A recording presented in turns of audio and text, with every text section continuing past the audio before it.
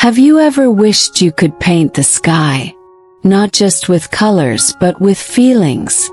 This is the story of a girl named Penny, who found a paintbrush hidden beneath golden leaves, one that shimmered like starlight and hummed with something more than magic. When she dipped it into a puddle and painted the air, a ribbon of light burst across the sky, and something inside her changed. But her village had forgotten how to feel. No one laughed. No one cried. So Penny climbed a hill, raised her brush to the wind, and began painting emotions across the sky, one color at a time. Chapter 1. The Paintbrush Beneath the Leaves. In a quiet village tucked gently between rolling green hills, there lived a girl named Penny. She wasn't the tallest in her class, nor the loudest. In fact, Penny was known for her stillness, the way she could sit and listen to the wind or spot a spider building a perfect web between two fence posts. She had curly brown hair that bounced when she ran, and wide eyes the color of early morning skies, full of curiosity and wonder. Penny loved to explore. The village, small and slow, was her treasure map. Every pebble, every path, every crumbling stone wall held a secret waiting to be uncovered. One bright autumn afternoon, when the air smelled of wood smoke and ripening apples, Penny wandered toward the old oak tree that stood like a guardian at the village's edge. Its branches, twisted and noble, had watched over generations of villagers. Beneath it lay a soft carpet of golden leaves. Penny crouched beside the tree and poked around the roots. Something caught her eye. A flicker, a gleam beneath the leaves. She brushed them aside and gasped. There, nestled in the earth, was a paintbrush. Not an ordinary paintbrush. Its wooden handle shimmered with flecks of rose gold and moonlight blue. The bristles were impossibly soft and seemed to glow faintly, as if lit from within. She reached out. The moment her fingers touched the handle, a warm tingle ran through her hand and up her arm, like sunlight curling under a blanket. She didn't know it yet, but Penny had found something wondrous. She had found the paintbrush of rainbows. Chapter 2. A Stroke of Light. Evening had begun to settle over the hills when Penny arrived home. The sky was brushed with soft colors, dusty rose, sleepy orange, and the first hints of twilight blue. She held the paintbrush carefully in her hand, as if it were made of glass. It still shimmered faintly, casting a delicate glow that pulsed like a heartbeat. Her little garden, quiet and wild, welcomed her like an old friend. She sat on a flat stone near the rain barrel, where puddles still dotted the earth from an afternoon drizzle. One puddle caught the fading light just right, sparkling like a mirror to the sky. With a glance around to make sure no one was watching, Penny dipped the tip of the brush into the puddle. The water rippled gently, as if recognizing something ancient and familiar. She lifted the brush and gave a small, curious sweep through the air. And then magic. From the tip of the brush flowed a ribbon of golden light, thin as mist and bright as morning. It arched gently upward and lingered in the air like a line drawn on invisible canvas. Penny gasped, her mouth open in wonder. The golden light shimmered and shimmered, painting the sky with something more than just color. Painted warmth. As she stared up at it, Penny felt something shift inside her. A gentle tingle spread from her chest to her fingertips, like laughter that hadn't reached the surface yet. The tight feeling she hadn't noticed, like a stone quietly sitting on her heart, melted away. She felt happy. Not the silly, bouncing kind of happy, but a soft, deep happiness, like snuggling under a blanket on a rainy day or holding a warm cup of cocoa in winter. "This paintbrush," she whispered. "It paints feelings." She stood slowly, the brush glowing in her hand. With a flick of her wrist, she made another stroke. A swirl of warm yellow joined the golden ribbon, dancing across the dusk like a breeze made visible. She painted the air again and again, testing different movements. Each stroke filled the sky with light, and with it, a wave of emotion she couldn't explain in words. "Boy, is." It felt like the brush understood her without needing her to speak. After a while, the sky above her glowed with soft, drifting colors. Penny stood in the middle of her garden, staring up, her heart full. Then a thought crept in, gentle but sure. If this brush can help me feel this way, maybe it can help others too. She looked toward the village, where lights were starting to flicker in windows. Tomorrow she would go. She would show them. She would try. And high above her, the streaks of color glowed a little brighter, as if they agreed. Chapter 3. The Village Without Emotion. The next morning, Penny woke with the sunrise, the magical paintbrush resting on the table beside her bed. Its shimmer had dimmed in the daylight, but she could still see the soft flecks of color dancing along the handle when the light touched it just right. She dressed quickly and tucked the brush into her coat pocket, its tip wrapped carefully in cloth. Her heart beat a little faster than usual, not from fear, but from a quiet sort of purpose. The village square was already stirring when she arrived. Shopkeepers swept their doorsteps, a cart rattled past with a delivery of apples, and the baker's chimney puffed a trail of white smoke into the blue morning sky. It looked, at first glance, like an ordinary day. But as Penny walked further, she noticed the silence beneath the noise. Mr. Higgins, the baker, stood behind his counter arranging bread loaves, but his smile was missing. Normally, he'd wave and call out a cheerful greeting. Today, he only glanced up and gave a tired nod. "Good morning, Mr. Higgins," Penny said gently, stepping up to the stall. "Morning," he said flatly. "Fresh rolls are still warm if you want one." His voice was dull, like the color had been drained out of it. His eyes looked past her, not at her. "Is everything all right?" she asked. He paused. "Nothing's wrong," he said after a moment. "Nothing's right either. It's just quiet lately." Penny nodded slowly. She walked on, passing neighbors she'd known her whole life.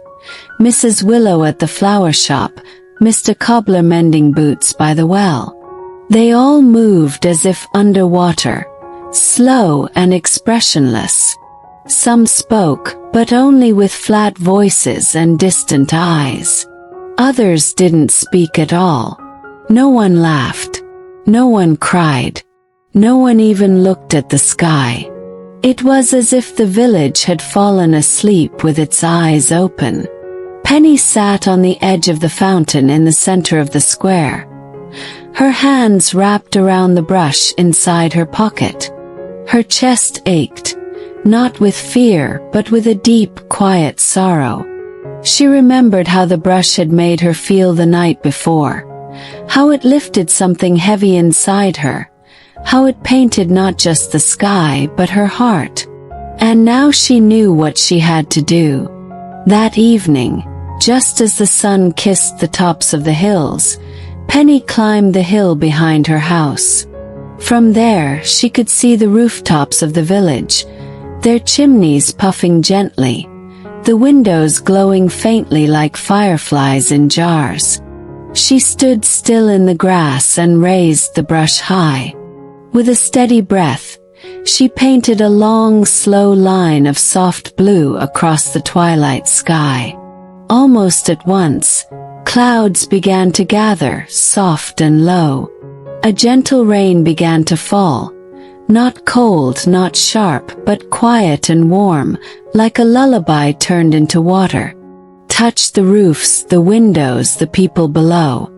And deep inside the village, something stirred.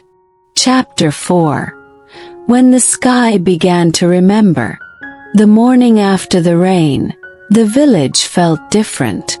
The streets looked the same, the houses sat in their usual rows, and the fountain in the square still trickled its quiet song, but the air carried something new. Or rather, something old that had been forgotten. Whispers. Not of gossip, but of memory. Penny walked through the square, watching, listening.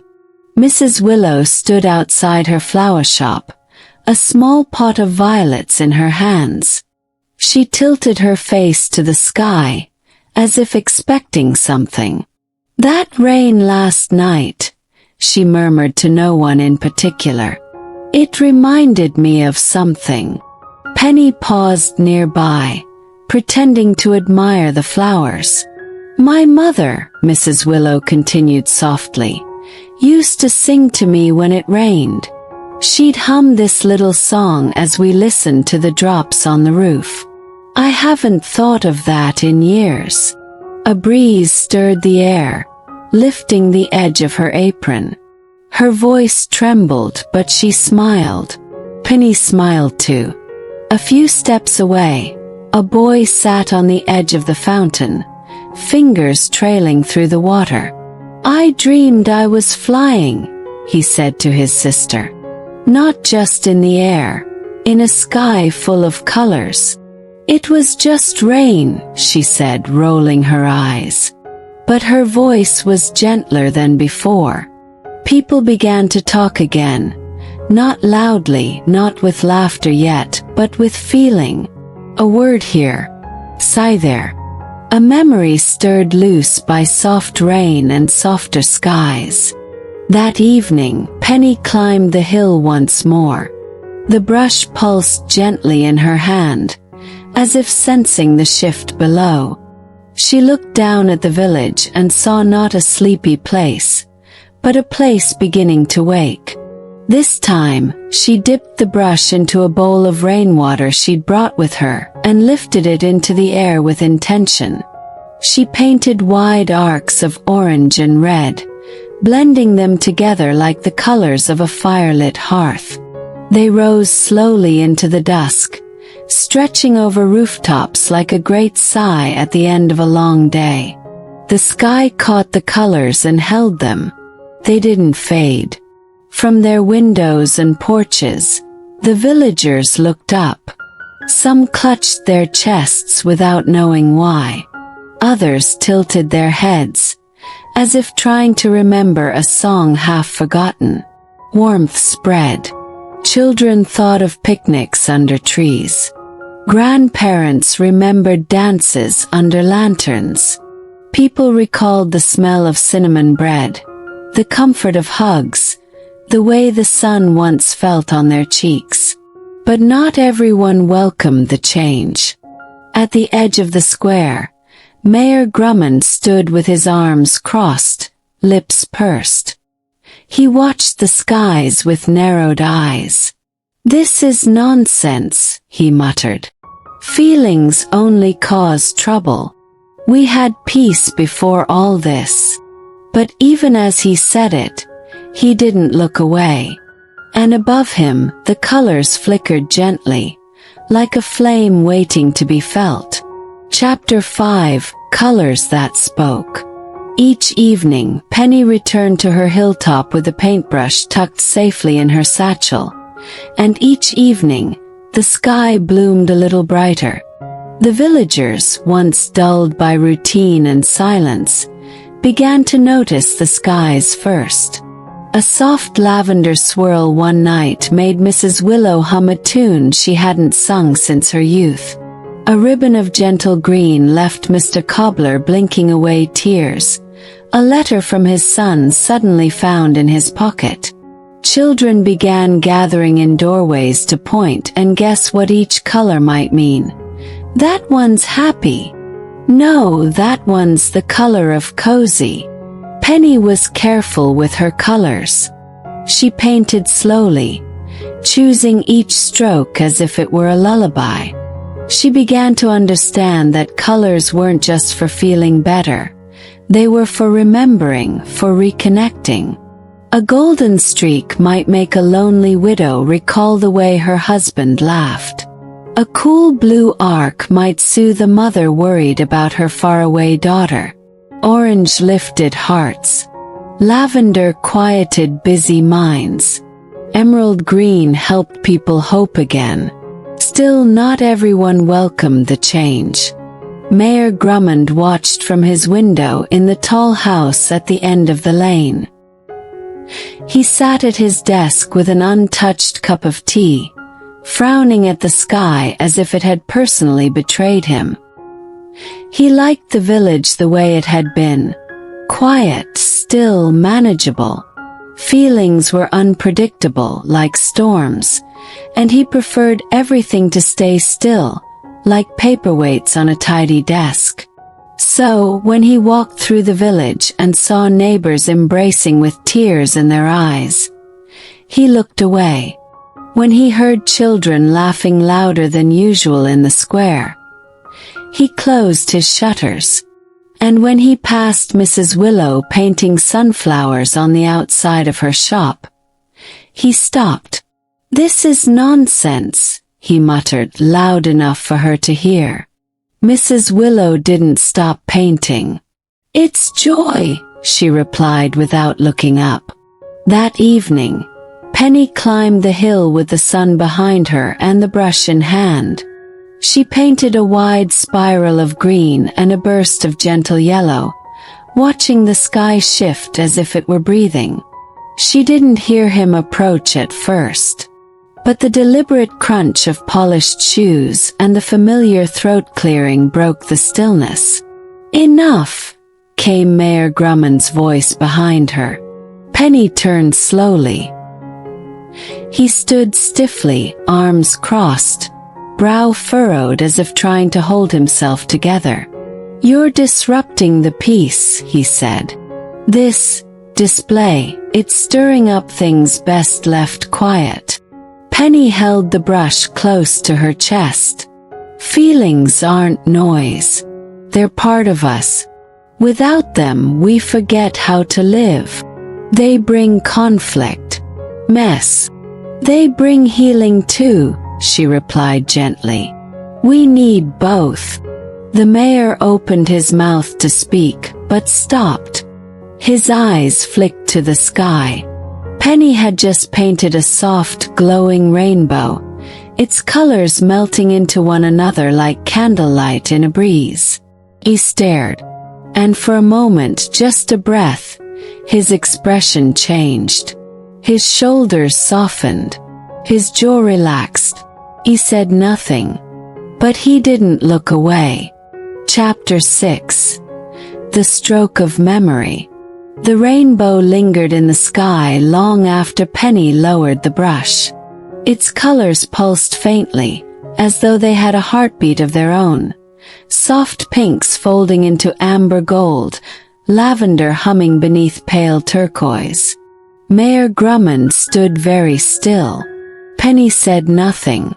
She simply waited, the way one might wait for a leaf to fall, or for a sigh to rise up from a chest that's held too much for too long. Last he spoke. "I used to hate rainbows," he muttered. Penny tilted her head. "Why?" "Because..." His voice faltered. He looked up at the sky again, and for a moment he didn't seem like the mayor at all.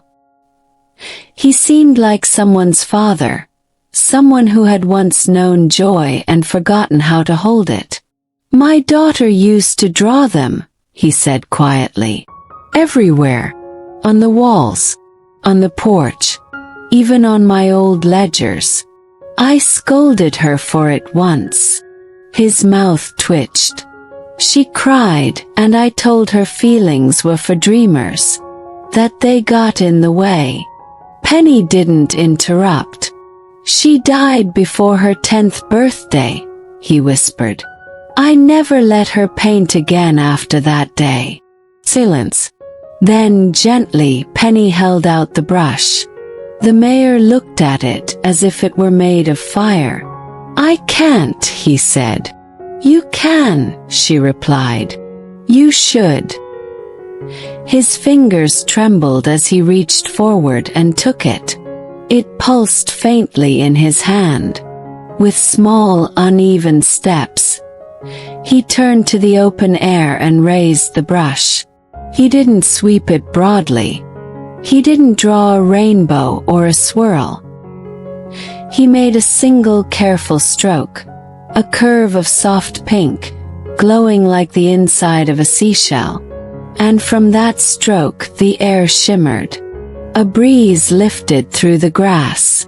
Then from the sky blossoms began to fall. Cherry blossoms, thousands of them, swirling around the mayor like a memory made visible. They floated in gentle spirals, touching the tops of houses, brushing rooftops, trailing along cobblestone paths. The villagers below looked up in wonder. Mayor Drummond lowered the brush. His face was wet with tears, but he didn't wipe them away. Penny stepped beside him, and for a long time they stood together in silence, watching the petals drift. Then something beautiful happened. One by one, the villagers began to climb the hill. They didn't shout. They didn't rush. They came quietly like people stepping into a sacred place. Mr. Higgins came first, his hands tucked nervously in his apron. Then Mrs. Willow, still streaked with yellow paint. Children came with wide eyes. Grandparents came with slow feet. And each of them, one by one, took a turn holding the brush. They painted the sky with all the feelings they had once tucked away. A golden burst for joy. A soft gray line for grief. A swirl of deep red for love. And specks of silver for memory. And the sky held every single one. Not perfect, but real. Chapter 7. A Village of Light. The sky above the village no longer belonged only to the stars. It belonged to the people. Each evening, as the sun dipped behind the hills, the villagers would lift their eyes. Not in habit, but in hope. And always the hill was waiting. The hill where feelings were painted, where colors spoke the quiet truths that words often couldn't. Penny still climbed it, but not always to paint. More often, she simply carried the brush and sat cross-legged in the grass, watching as others came forward. At first, it had been just a few. A child, a mother, an old man with shaky hands. But over time, more and more villagers arrived, not as a crowd, but as a community. No one shouted. No one pushed. They waited, and when their turn came, they painted. And what they painted wasn't just beautiful. It was true. An elderly woman painted silver-gray raindrops. For my husband, she whispered, who always made tea when the weather turned. Two boys painted a wild scribble of green and yellow. It's the way we feel when we race downhill. A young girl painted a soft, trembling purple. It's the worry in my tummy when I miss my papa. Each stroke was a secret made safe by being shared. Penny's heart swelled every night as she watched. She saw how painting changed people, not just the sky. Faces opened, shoulders softened, Old feuds dissolved. Children became bolder. Grown-ups became gentler. And the village transformed in quiet, radiant ways. Walls that had once been blank were now covered in joyful murals. Gardens of color, stars and shapes, hearts and suns. Fences were dusted with chalk spirals. Stones painted with smiling faces appeared on windowsills and under trees. Someone painted the old clock tower with vines that climbed toward the clouds. Even the silence changed. It was no longer heavy. Breathe. And all the while, the paintbrush rested more and more in the hands of others. Penny barely touched it some evenings. She didn't need to. She had become its keeper, not its owner. But she could feel it. The magic was beginning to slip away. The shimmer in the handle was faint now, no brighter than moonlight on a puddle. The bristles no longer glowed in the dusk. And when Penny held it, it felt less like holding power, and more like holding memory. First she worried. Was the magic fading because something had gone wrong? Had she done something to break it? But one morning, sitting beneath the old oak tree where she had found it, Penny understood. The paintbrush had never been meant to last forever. It had arrived when it was needed, when hearts had grown quiet and feelings had curled inward like autumn leaves. It had opened the sky so people could open themselves. Now they didn't need it to remember. They had learned how to feel again, how to speak with colors of their own. That evening, Penny went to the hill alone. She watched the village below. Windows glowing, laughter rising, the smell of bread drifting through the wind. She held the paintbrush one last time and lifted it to the fading sky. She didn't rush. She thought of every moment, of the golden light in her garden, of Mr. Grummond's trembling hand, of children spinning in orange sunbeams, of the first soft rain. And with every memory in her heart, she painted a great rainbow across the sky. The colors stretched from one end of the village to the other. Not bright and blazing, but gentle and deep, like the feeling of being understood. And as it shimmered one last time, the brush in Penny's hand warmed, then faded, then crumbled to soft dust that danced into the wind. Penny watched the dust swirl in the air, carried out over rooftops and gardens, into the hands of those who had learned how to feel again. The brush was gone, but the light remained. Chapter 8: The New Brushes. The next morning, Penny woke to birdsong drifting in through the window, soft and cheerful. The light in her room seemed different somehow, not brighter but clearer, as though the air itself had been polished by dreams. She reached for the paintbrush out of habit, forgetting that it was no longer there. Only her empty bedside table met her hand. For a moment she sat quietly, her fingers resting in the space where the brush had once lain. She didn't feel sad, not exactly, just still. Like the hush after a lullaby ends, when the room is wrapped in the soft silence of something good. The magic was gone, but the feeling remained. She dressed slowly, brushed her curls and stepped outside. The village was already awake. The scent of bread drifted from the bakery, and a broom swept rhythmically along a porch.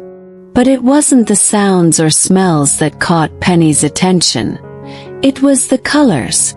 They were everywhere.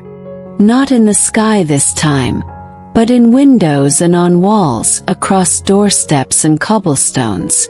Small hearts painted in chalk near the schoolhouse. A string of cloth flags hanging between houses, each one painted with a different emotion. Joy, hope, calm, even a few labeled worry or lonely. Feelings weren't hidden anymore.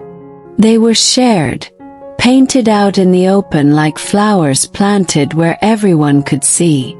Outside the bakery, Mr. Higgins was kneeling beside a group of children, helping them dip paintbrushes into jars of blueberry, honey, and dandelion tea. The colors weren't magical, but they glowed just the same. Laughter bubbled around them like birdsong. Down the lane, Mrs. Willow was tying a ribbon to a fence post, a ribbon painted with sunset pinks and deep blues. "For my sister," she said softly, smiling as she caught Penny watching. "We don't always speak, but I painted her a ribbon anyway." Penny wandered through the village slowly, quietly. She passed a painted bench that read "You are welcome here." She saw a tree trunk wrapped in colored paper with wishes written in crayon. She passed Mayor Drummond, sitting on his porch with a tin of stones at his side. Each one was painted with a tiny rainbow. He was leaving them along the path for others to find. Penny didn't say a word to him. She only smiled. And he, still a little stiff in the shoulders, smiled back. At the square, people had gathered, not for a festival, not for a meeting, but simply to be together. Someone played a soft tune on a flute. Someone else offered warm cider. And at the center of it all was a basket full of new brushes. Ordinary brushes. Wood handles. Soft bristles. No glow. But when Penny picked one up, her heart fluttered just the same. Mrs. Willow came over and handed her a piece of parchment. "We made them for you," she said. "They're not enchanted. But we think maybe they don't need to be." Penny looked around her, at the faces alive with feeling, the walls blooming with color, the air rich with connection. "We don't need magic to share what's in our hearts," Mrs. Willow said gently. "We just need each other." Penny pressed the new brush to her chest and nodded. The real magic had never been in the bristles. It had always lived in the people. And now they had found it again. Chapter 9. What was left behind? The days that followed moved gently, like the breeze that carried morning mist across the fields. There was no grand celebration for the paintbrush's farewell, no ceremony or statue, no plaque placed beneath the old oak tree. But the village remembered. They remembered in quieter ways. Through colors, through kindness, through the small, everyday ways they chose to express what once stayed hidden inside. Penny found joy in the tiniest things. She saw it in the patch of daisies someone had painted around the well, in the mailbox covered in yellow handprints, in the windowsill where someone left little notes that said things like, "You are not alone," and "It's okay to cry." She wandered the village not as someone carrying magic, but as someone who had passed it on. Children waved to her like she was a story they'd heard before bedtime. Half real, half wonder. Sometimes they asked, "Where's the rainbow brush?" And she would smile softly and say, "It's part of you now." One golden afternoon, as Penny walked past the garden wall, she noticed a familiar shape sitting on a bench by the fountain. Mayor Drummond. His coat was less buttoned than usual, his shoulders not quite so tight. In his lap sat a cloth bag filled with smooth stones, each painted with a tiny blossom or a single stripe of color. He looked up as she passed. "They leave them near my porch now," he said gruffly. "So I leave them here." Penny nodded and sat beside him. For a while they said nothing. The fountain trickled. A wind chime clinked softly from a shop nearby. "She would have liked all this," he murmured finally. "My daughter." Penny looked toward the sky. It was empty of paint tonight. Only soft clouds drifting like feathers. "She's still here," she said gently.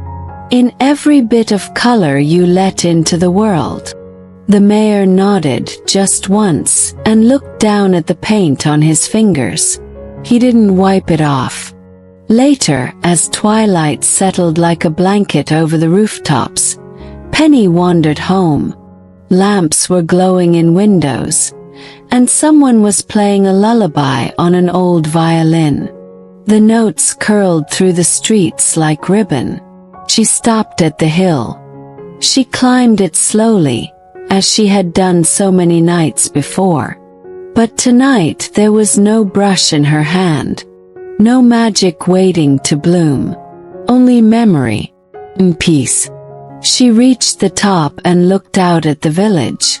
She saw not perfection but people trying, feeling, healing. The sky above them was pale and empty, but somehow it was beautiful that way. Because the magic wasn't in the sky anymore. It was below, in the houses, in the hearts, in the hands holding brushes dipped in berry juice and hope. Years from now, she knew, children would ask if the story was true. About the girl and the magical paintbrush that could color the sky with feelings. And someone would smile and say, "Yes." But the truth was, the story was still going. It was still being painted day by day.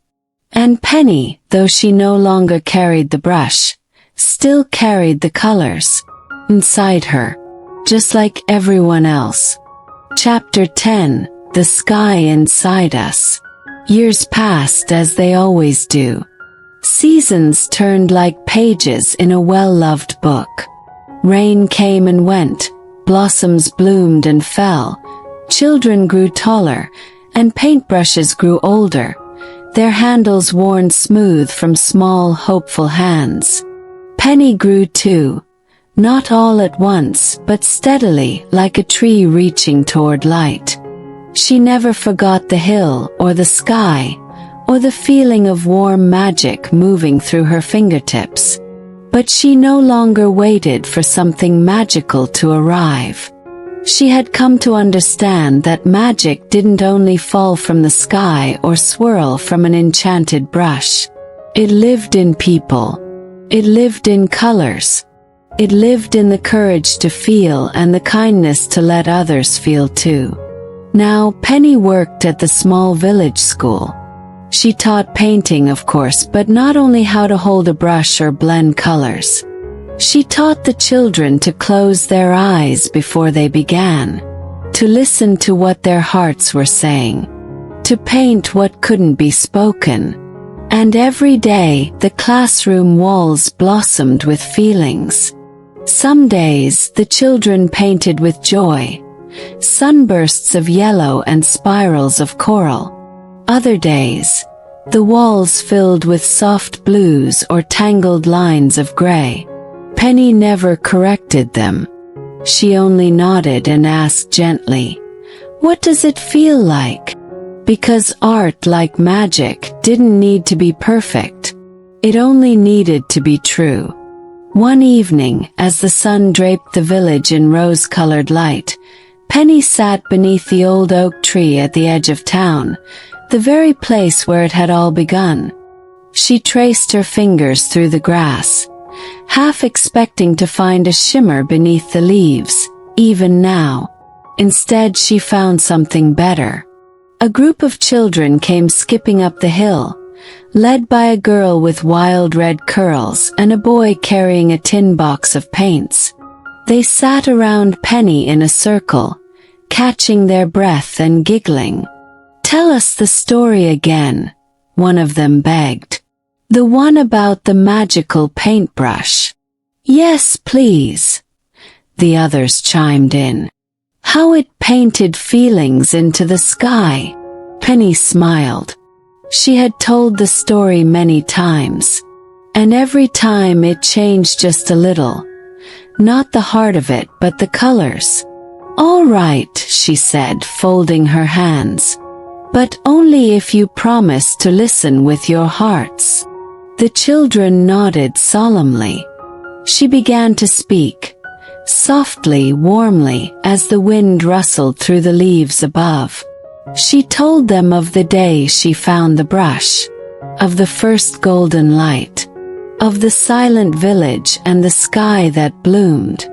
She told them about Mr. Grumman's cherry blossoms and the last great rainbow. Their eyes were wide, their faces glowing. When she finished, the hilltop was quiet for a moment. Then a small girl, no more than 5, tugged gently on Penny's sleeve. "Can you teach me how to paint feelings too?" Penny looked at her for a long moment, then smiled. "You already know how," she said. "Close your eyes. Think of what's in your heart. And let your colors tell the story." The girl nodded seriously and dipped her brush in a jar of deep blue. A moment later, the sky behind them began to change. Not from magic, but from memory, from meaning, from 100 hearts that now knew how to speak through color. The paintbrush was long gone. But the sky had never really been empty again. 'Cause now, it lived in them. And so the paintbrush was gone. But the magic never truly left. It lingered in the soft blush of sunrise, in the kindness tucked inside a painted stone, in the laughter shared between two friends beneath a mural of orange spirals. Penny grew as all children do. But she carried the colors with her. In her heart, in her voice, and in the way she listened when others spoke without words. The village changed too, slowly and gently, like petals opening in spring. They painted their feelings on fences, on doorways, on paper boats sent floating down the stream. Even on quiet days when no color filled the sky, something still shimmered in the way people looked at one another, with understanding, with patience, with care. And every so often on a still summer evening, a child would climb the hill with a brush in hand, not magical, not glowing, just theirs, and ask the sky to listen. Because the story wasn't finished. It had only begun. And perhaps, if you listen closely to the wind, you'll hear the hush of a bristle against air. And maybe, just maybe, you'll find your own way to paint what lives in your heart.